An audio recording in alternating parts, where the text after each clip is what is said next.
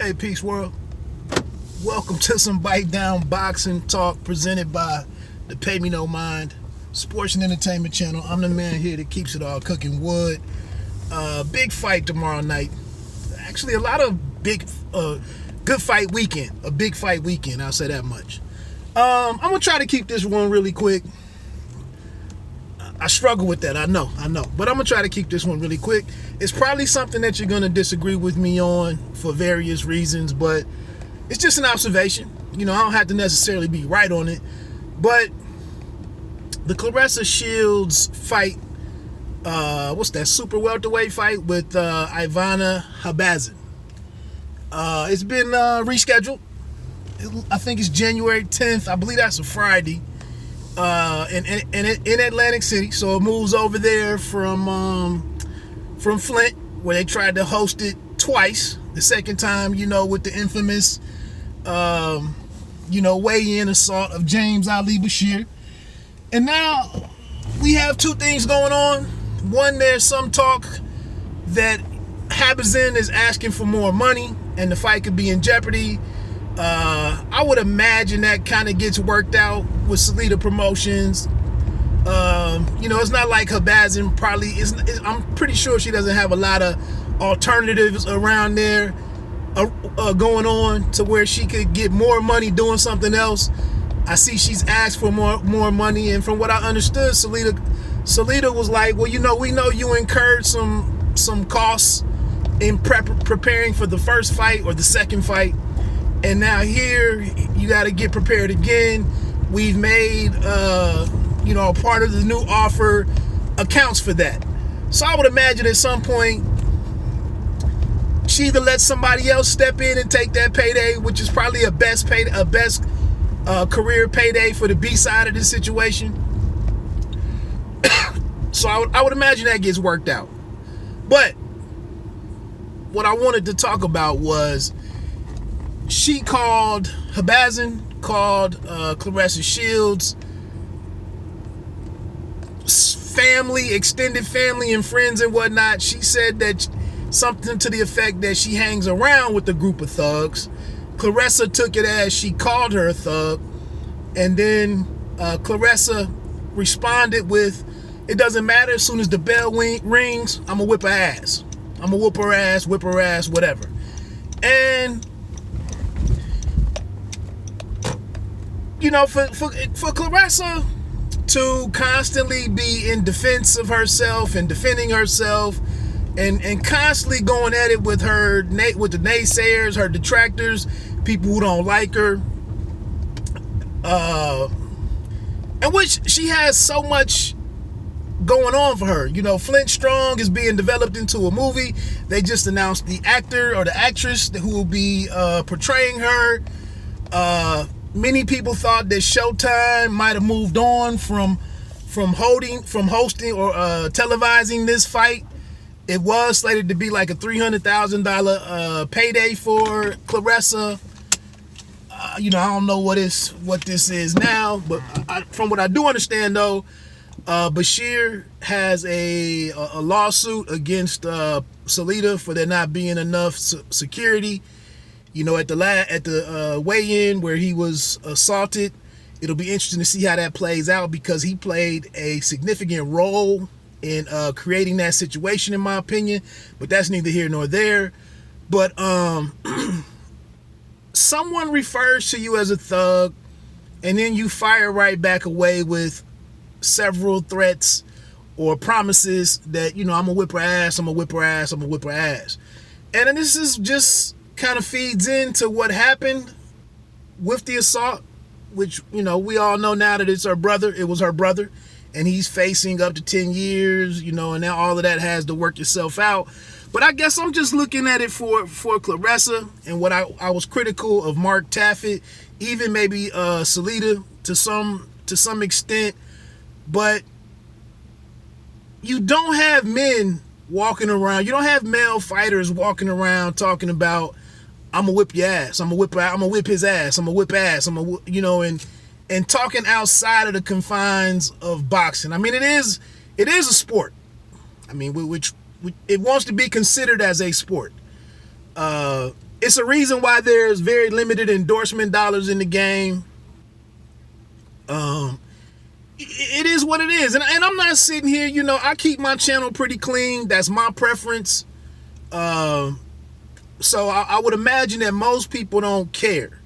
But the thing is, what's bugging me is like, why do you feed into what you have to go back and constantly defend yourself against and continually clean up, when at some point you're not a rookie in this anymore? You're you're a few years into your professional career now. You want to be considered as the face of women's boxing. You are moving the needle in some regards, but could it be moved more? But again, on the men's side, and do you want to be like a freak show or a sideshow or a special attraction of some kind? Women are fighting for equality and equal pay and all of these different things that are going on. And you want to be, like I said, the face of all of this, but where's the professionalism? You might think that you have to be the loudest voice and that you have to sell whatever, but boxing and fights have been getting sold for decades now, and not everybody is walking around talking about, I'm gonna whip her ass, I'm gonna beat her ass, and she has cut down on the hoe and the trick and the bitch and whatnot. And like I said, this really doesn't offend me. It doesn't really change my views and opinions towards her. But again, then on the other side of it, I have to hear her constantly defending herself, and it's like, well, here in this situation right here, coming out of the situation with Bashir Ali or Ali Bashir, I thought it represented a moment to, and then with the fight actually getting made, I thought it was a moment to change course, and say, I am going to break away from that. And I've heard her speak, her IQ on the game is impressive. Her assessment or analysis of other fighters and other contenders and oncoming contenders is dope. It's entertaining. It's thoughtful. It's a lot of great aspects of her. But like I was getting ready to say, you don't see you didn't see Floyd Mayweather sitting up talking about, and this is because he's aware of, I can't control the way all of this, the way everything that I put out there, I can't control the way that it's going to be interpreted or received by everybody else. So I'm going to do as little as possible to F up my money. Shout out to Jay Rosales. I'm not going to mess up my bag with some words. I'm going to try to bring and welcome as many people into the tent as possible. And like I said, you can see when during the Deontay Wilder situation, the last fight with Dominic Brazil. Brazil pressed the right buttons, talking about, here you need this I don't know if it was Ebonics dictionary or thug. I know he called his brother or his crew some thugs or something. And I think I don't know if Deontay called him a Negro or the N-word, but he had to break down and get out of it because he was so pissed off in that moment, and he slipped a little bit. You can see when he got tired of fooling around, when Tyson Fury pulled out of the fight, the rematch that was like within a week or so, a few days of being finalized, and then Fury pulled out.